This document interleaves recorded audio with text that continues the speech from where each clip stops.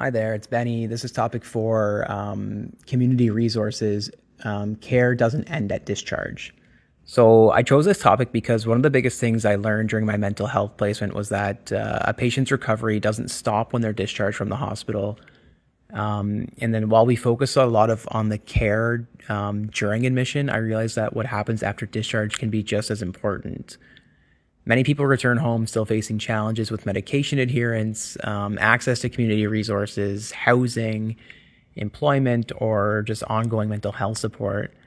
And it just really made me appreciate how important the continuity of care is in helping people maintain recovery and just avoid readmission to the hospital. The first article by Von Draz looked at the continuity of care programs for adults who presented to the hospital with specifically suicidal thoughts or suicide attempts.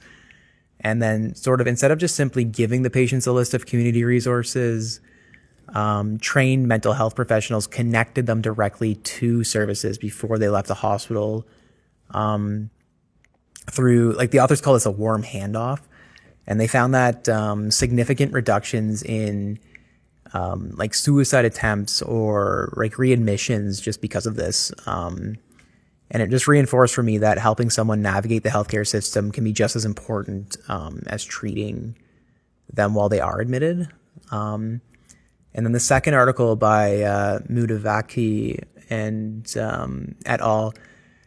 Just focuses on the transitional nursing care for people living with severe mental illness. So participants received psychoeducation before discharge, and then they received a home visit after leaving the hospital, also having regular follow-up phone calls. And then compared with usual care, they experienced improved medication adherence and better daily function and reduced symptom severity. And just overall a greater progress in their recovery. Basically, this article has shown me that the nurses can continue to make a meaningful difference even after the patient has been discharged, and just sort of supporting their integration back into the community. And then looking at this through a relational inquiry lens, I realized that discharge is not the end of therapeutic relationships. Rather, we should be encouraging nurses to consider the broader context of the person's life, including like who their relationships are and who are their available supports and like maybe what are their barriers to accessing care. And then just not assuming that a patient will be able to manage on their own after discharge.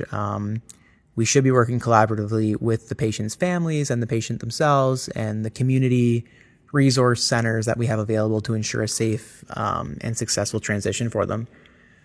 One lingering question I have is that we are often short-staffed and have limited community resources. And like even though we know what the patient needs, I just wonder how we can consistently sort of bridge those gaps that we have and shortages, and just advocate for better services for them after discharge. Overall, yeah, this topic just reinforced that good nursing care extends beyond the walls of the hospital. And just basically, as I continue working towards becoming a nurse, I just hope to remember that discharge isn't the end all be all of the patient's journey. Like there is more afterwards that we just maybe don't even see. And just supporting their transition back into the community is just as important as their stay in the hospital.